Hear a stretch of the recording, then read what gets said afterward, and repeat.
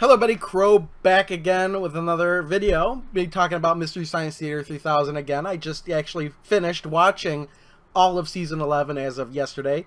It started airing on Netflix yesterday, actually, which is April 14th. So, actually, if you didn't watch my last video, since I was a Kickstarter backer at a certain level, I actually got to see the first episode early. Got to see it streaming on Sunday for a period of 24 hours, so I watched that one. But then starting Tuesday, I was able to watch all the episodes. So on Tuesday, I started watching them. I saw, in between work and stuff. I didn't have any days off, I guess. So I watched the next 3 episodes on Tuesday. This is like 4.5 hours. All the episodes are about 90 minutes long. So watch the next 3 episodes, and then Wednesday I watched the next 3 episodes. Thursday I watched the next 3 episodes, and then Friday I did half off of work, so I watched all the remaining 4 episodes. And and let me tell you something. I actually did this video already once before, and then as I'm watching the footage, like, where's the audio? Oh, my microphone wasn't plugged in, so I wasted like 30 plus minutes. And hopefully I do this a lot quicker than I did that video because I think that was too long for my thoughts on it. But I had a lot to say. I'm going to go through all the episodes. I'm not going to spoil things that happen during the show, because there are some there are some spoilers I could give, especially at the end of the last episode, but I'm not going to do that. But I am going to talk a little bit about the movies, so if you don't want to hear about what the movies are, don't watch this video. But again, yeah, I can't believe that I recorded like this for like half an hour, and everything that I said is gone. So you have to excuse me if not sure if I'm repeating myself or not in this video because of that. But my thoughts, I think it's a really good season. I think that, again, I hate to compare seasons to seasons because I think every season has their strengths and weaknesses. And this season definitely is not weak. I mean, there are some things about it that I kind of didn't like, but they're so minor it doesn't really matter in the scheme of the show. So, again, I already mentioned some of the stuff that happened in the first episode, but since, it's out on Netflix now, I can actually talk about it a little bit more because, obviously, if you're interested in Mystery Science Theater, you've been watching it already. You may not have gotten through all 14 episodes, but yeah, I'll just kind of run through things that I liked and things that just stuck out in my mind. And again, since I did watch all the episodes, it's like 21 hours of Mystery Science Theater on Netflix right now, and I'm not going to remember everything. I'm just going to kind of remember, things that stuck out. And I'm going to be kind of all over the place, I think. Because the first time I did this, that's what happened. But again, you've got Jonah, who is now the new captive on the Satellite of Love. You've got Kinga Forrester, who's the new villain, with TV's son of TV's Frank, or Max, Kinga just refers to him as Max. He's like, no, refer to me as TV's son of TV's Frank, and I think that's kind of funny. There's a lot of cameos from previous guest stars, previous people that were on the show. There's a lot of cameos from actual celebrities on the show, like Jerry Seinfeld is a big one that showed up, and as well as Mark Hamill. And when Mark Hamill showed up, I was like, is that really Mark Hamill? It almost sounded like he was doing his Joker voice. But I'm not going to ruin what episodes they show up in or anything. The thing that is kind of odd to me is the fact that the show doesn't just open with the theme song anymore. I actually preferred it that way. But the way it opens now is with a cold opening, usually on the Satellite of Love. And then Jonah gets sucked up into a tube, and he's got to perform the whole opening again of the show. And this is explained by saying that Kinga Forrester uses liquid video technology, and it sucks for recording. So every time they want to do the opening, they've got to do it. They've actually got to perform it every time. So I thought that was kind of weird. It takes a little bit getting used to, I think, at least for me. But in the grand scheme of things, it's okay. And I'd actually prefer it, I think, if they just started the episode with like usual. But the thing I do like about the opening is when they're doing the robot roll call. They're doing it in the theater. But in the theater, in the background, they're playing like clips from the movie that's actually going to be playing that episode, and I think that was pretty good. I do like that. You've got the Invention Exchange are back. So you've got, I guess then that's because Joel is back, because the Joel Invention Exchanges kind of ended when Joel left the show, and I guess it was because Mike really wasn't a Gizmonic Institute employee, but Jonah is, so they brought the Invention Exchanges back, and I thought some of them were pretty interesting. Again, I'm probably going to get into the episodes now. Actually, another thing I forgot is that in the theaters, there's a lot more interactivity with them in the seats, especially Servo being able to fly around in the theater. Servo flies around in the theater like almost every episode. Gypsy shows up in the theater twice per episode doing something that I don't think was ever explained. If it was explained, I missed it, and I'll probably catch it when I rewatch some of the episodes, maybe in the last episode. But they never really, I don't think they ever explained what Gypsy was doing in the theater, and Gypsy does do like 2 quips per episode because she shows up twice. Crow walks around, all this, and that's the other thing is that the robot's arms and legs work now. There's no excuse for them not to do something because their arms don't work, because they work. Servo can fly around, but as he explains that, I can fly now, but only in the theater, which it's really funny when he does do it, oftentimes. But yeah, it's different, okay? And in a lot of the movies, now that it's widescreen, you're seeing twice as many seats in the theater as you did with the original standard definition shows. So what's funny is you're seeing more theater seats, but because they're smaller, the shadows I think are the right size. I think because they're not very. It's easy to forget they're there, honestly. And then when you do look down, sometimes they're doing something you're not expecting them to be doing. So yeah, it's got multiple watchability based on that level. Also, I mentioned in the first episode that it seemed like they were doing jokes faster than they were jamming in more jokes than before. And I think that there were a couple episodes that were like that, but some other episodes seemed to be not like that. So it just seems like when they had a lot of jokes, they tried to say a lot of jokes, and maybe when they didn't, they didn't. And either way, I think it works. Let me get a quick drink here. I've been talking nonstop for like 40 minutes. But let me just get into each of these 14 episodes. First episode, Reptilicus, monster movie from Denmark. With a terrible, I think they just used a string and a rubber monster and just kind of animated the monster doing goop. I think it was a really strong episode for a really good movie to choose for their first episode, because it is a monster movie. It is a poorly done monster movie, and everybody's dubbed, I think. Dubbed strangely, too.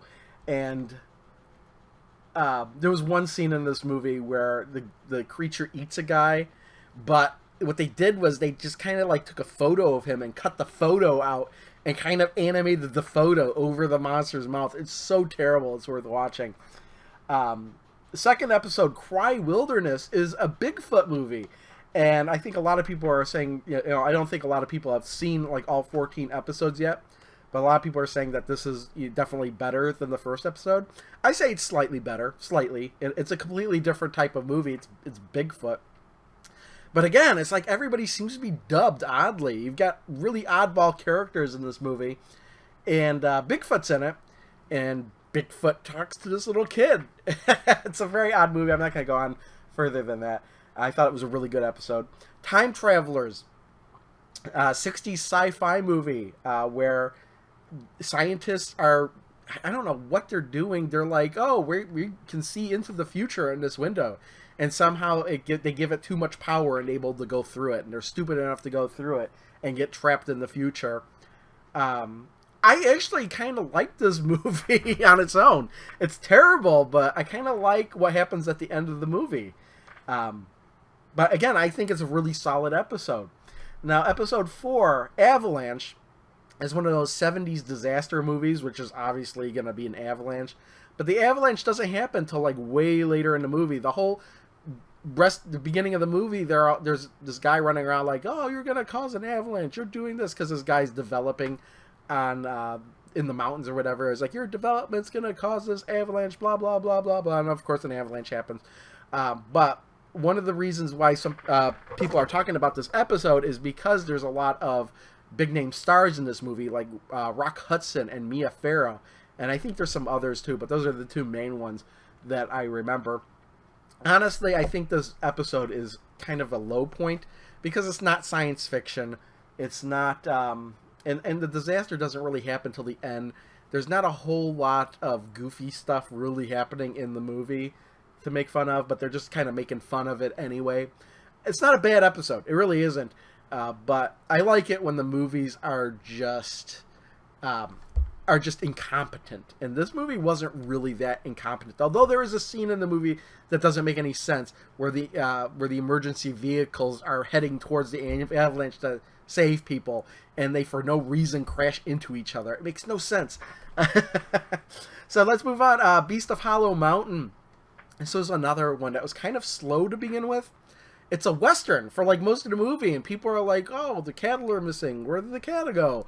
I don't know where the cattle. And then there's this dispute between this guy and the other guy, and that's most of the movie until the monster shows up at the end. And I'm gonna kind of maybe ruin it a little bit. The Beast, you think with the name like the Beast of Hollow Mountain, Crow says, I would expect something with hair, but no, it's an Allosaurus. It's a dinosaur. But again, it's done so terribly. For some reason, they decided to animate the monster, the Allosaurus, with his tongue always out and wiggling. It's really ridiculously goofy, and even though not much happens, in the beginning half, beginning 75% of the movie, it's really worth watching just to see how bad this monster is at the end. Episode 6 was Star Crash, and this was by far my favorite episode. And it's probably my favorite episode of Mystery Science Theater 3000 overall. I've heard of this movie before. I've seen clips of this movie before. But I've never seen the whole movie from beginning to end. It's kind of like they rushed it out. They usually rush it out when they say Star Wars. They usually bring up this movie whenever they say bad Star Wars clones. And this movie obviously was rushed out with the hype of Star Wars. What's funny is David Hasselhoff is in it too. But I really like this. As a movie itself, I would watch this on its own too, because it's so nonsensical and really makes some of the stuff is like really sci-fi, and then some of the stuff is really low budget at the same time. I don't know if I want to explain. I mean, the episode itself, even like the skits and the jokes for the episode were all really top notch. This is the quintessential Mystery Science Theater 3000 episode. It's a bad science fiction movie, but not too bad. And the jokes and everything were on par. There's a scene where there's a guy in an elevator, and Crow gets up and he's standing in the elevator with the guy, trying to talk with the guy, but he's not talking because they did that scene for like a minute. It's like, why would you just show a guy in an elevator for like a minute? There's another scene where I guess one of the main characters is exploring into a ship, but it takes her so long to get into the ship, and they're not doing anything, they're not talking. So Jonah and the bots started singing this song. They're I guess Jonah is kind of like a musician in the show, because he's like playing drums in the first episode and everything. But yeah, I think that the jokes in this episode were really top notch. I was on the edge of my seat this whole episode. I can't wait to watch this one again, Star Crash. All right, so The Land That Time Forgot. This is a movie with Doug McClure. Set from the 70s. It takes place during World War I, where British survivors from a British shipwreck or whatever that got destroyed by the Germans come up across a German submarine, and they manage to overtake the German submarine. And that's another thing I wanted to mention. This is one of the first episodes I recall there being an incident where they mentioned that they cut out parts of the movie. Because I didn't mention this because all the episodes are still about an hour and a half long. They still have the commercial bumpers in it and everything. And I think they did that to make it feel more like the original Mystery Science Theater episodes. I think it works really good. And, yeah, because I guess Kinga Forrester is kind of prepping the show to be like something that's shown to people. So that's the explanation for that. And that's why they do the intro every single time they do it. But this is one of those episodes where all the movies are liquefied. They send them, and they're like, "Oh, this is a movie spill. There's part of the movie that's missing. It's spilled." I thought that was pretty clever. So it was part of the movie that all of a sudden, like, It's funny because there's a struggle before they get to the land that time forgot. There's a struggle during the movie where the British passengers overtake the German soldiers, and then the German soldiers overtake the British passengers. And then there's a cut, and for no reason, the British passengers are back in control, and they kind of explained that by saying, "Oh, the movie spilled." But then they wind up in this time that, I guess, the land that time forgot, kind of like this prehistoric, like where there's cavemen and dinosaurs or whatever. It's actually the effects are better than in Beast of Hollow Mountain and Reptilicus, but yeah, it's kind of like, I guess, an average Mystery Science Theater episode. Joke again, there wasn't an episode where I didn't laugh at something, so I thought it was a really good episode, or a good episode, but not. It was pretty hard to follow Star Crash, in my opinion. Next episode, The Love of Hercules. And I was actually really surprised to see that there was another Hercules movie for them to do. But it's not the same guy that plays Hercules in the other movies. I know there were 2 other ones, Steve Reeves, and I can't remember the other guy that did the Hercules. They did 4 Hercules movies, so this is like the 5th one. And the guy that plays Hercules in this movie doesn't even seem like he is Hercules. But I guess his wife gets killed in the movie, and then...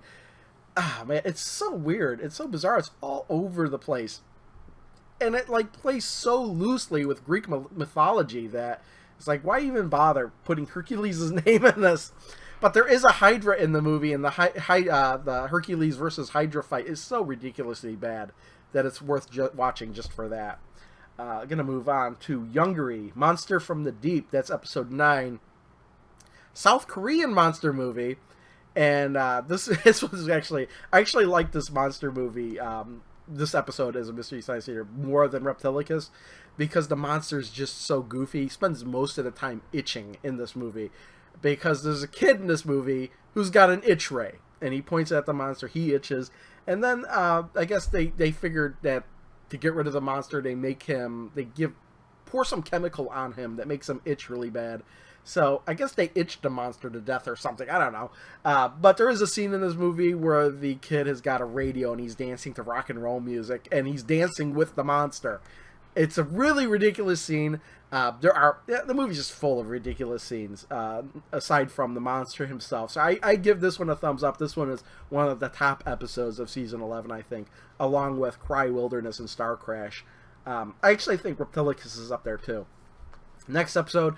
Wizards of the Lost Kingdom is a movie where I guess this evil wizard is conquering this kingdom or whatever.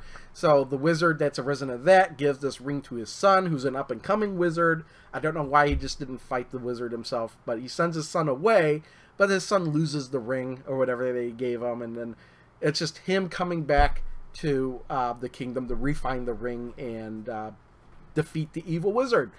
This movie really reminds me of Season 7 episode Deathstalker and the Warriors from Hell. It's that kind of era. I think it's a really good movie. It's more above average, I think. What's really funny is that the next episode is Wizards of the Lost Kingdom 2. And even though it's billed as a sequel to the first one, it has nothing to do with it at all. The plot is kind of the same even. But it's like completely different people. Where this kid, he's not, this time he's like outside of the kingdom, whatever, and the evil wizards have already taken over the kingdom, and he gets summoned forth to become a wizard and overtake the kingdom. Very odd episode. Honestly, I think both episodes are on the same level. I couldn't really tell you which one is higher than the other one. Other than the fact that David Carradine is in Wizards of the Lost Kingdom too, and he seems so uninterested in being in that movie, to the point where it's hilarious, and he's supposed to be this really great fighter, and every time he's in an action scene, he's like, whatever, boom, whatever, and everybody just falls over, and he's like, I'm the greatest, whatever. So it's a really funny episode, I think, along with the original Wizards of the Lost Kingdom. Really, I think, top-notch material for Mystery Science Theater. I think the next episode kind of takes a nosedive, though. Episode 12 is Carnival Magic.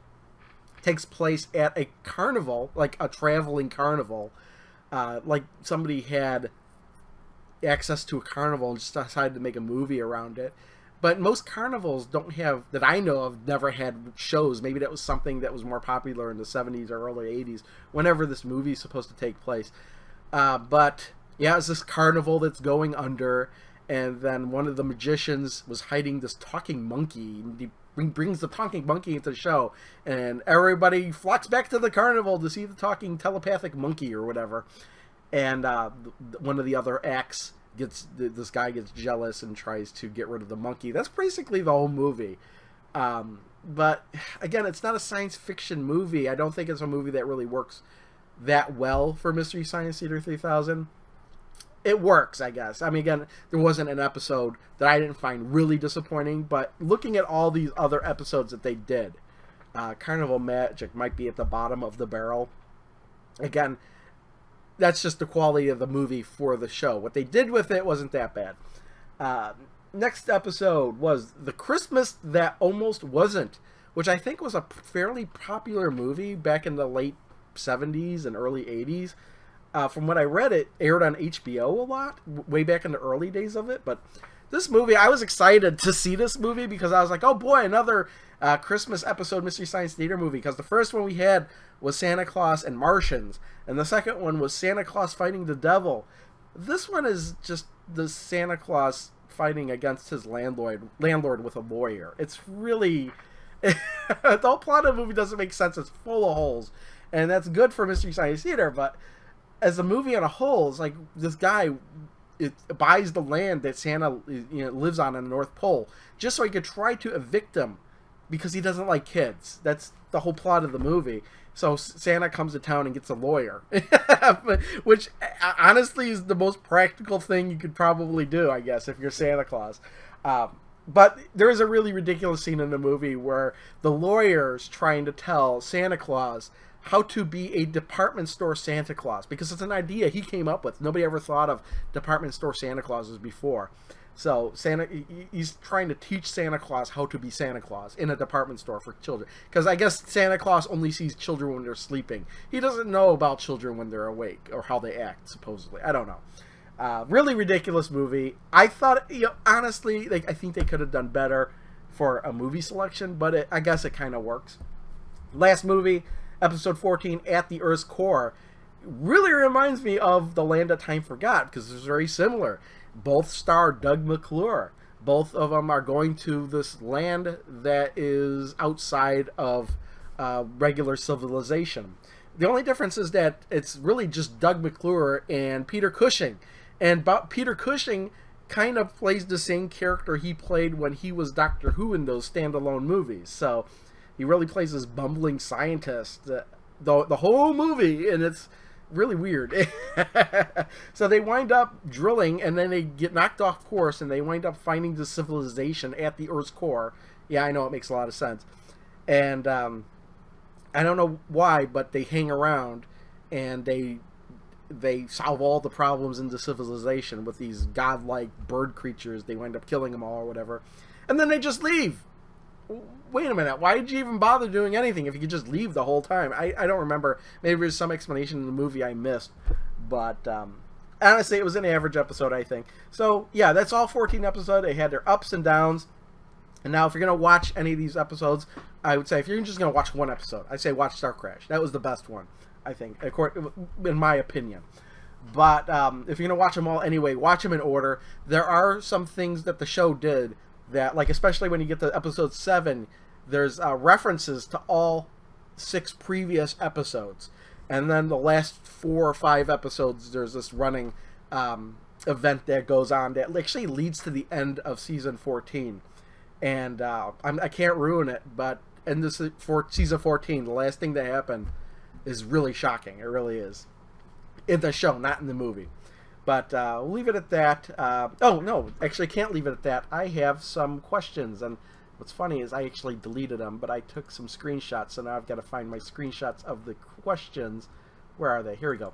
First question. We're going to do the questions and answer. I asked anybody in the last video if they had Mystery Science Theater related questions. I got 2 of them, so I might as well answer them. This one's from Retro Gamer Rye Guy. What is your favorite episode of Mystery Science Theater 3000? Now, if it was before I watched season 11, I would say I don't know. I really don't have a favorite episode. There were just the episodes that I really like to watch. Like, you know, Space Mutiny, Future War, I like Teenagers from Outer Space. There's just so many that I really liked that I couldn't pick a favorite. But now, definitely, having watched season 11, I will tell you my favorite is Star Crash. That was the most perfect movie. They had the best riffing in that movie. Aside from one skit, one of the skits really stands out for me, and I'm not going to say which skit it is. It was the ending skit. But, yeah, there's one skit in there, too, that was kind of like, it was kind of boring.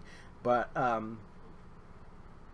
yeah, Star Crash, definitely my favorite episode now. And then we got another question here from Ryan Rarden. How would you feel about a Mystery Science Theater 3000 pinball machine? And it's funny that you mentioned this because last year in the Pinball Expo, when were displaying the Batman 66 pinball machine, one of the companies that worked on the design of that were taking surveys. And the survey was, what would you like to see a theme of for a pinball machine? And they had a bunch of options. It's like, select 3. But I happened to be wearing a Mystery Science Theater 3000 shirt that day. And the guy who was running that booth was like, oh, you like Mystery Science Theater 3000? I go, yeah. I was like, it'd be nice to see a pinball machine. He's like, well, put that on the card. So I was like, okay. And I checked off 2 things, but then I wrote in Mystery Science Theater 3000. So, yeah, I actually wrote in to suggest a Mystery Science Theater 3000 pinball machine. But if they actually ever did come out with one, I would have to get it. And if I had to sell all 4 of those pinball machines behind me, I would do it to get it. And that, without a doubt, I would get it. I'd probably get the most top of the line version of it. You know, if there was a pro and deluxe version or whatever, I would do that. But let's leave it at that. I only had 2 questions, Mystery Science Theater 3000 related. So we'll leave it at that. A little bit shorter than the last time I did the video. Thanks everyone for watching. See you all next time. Bye.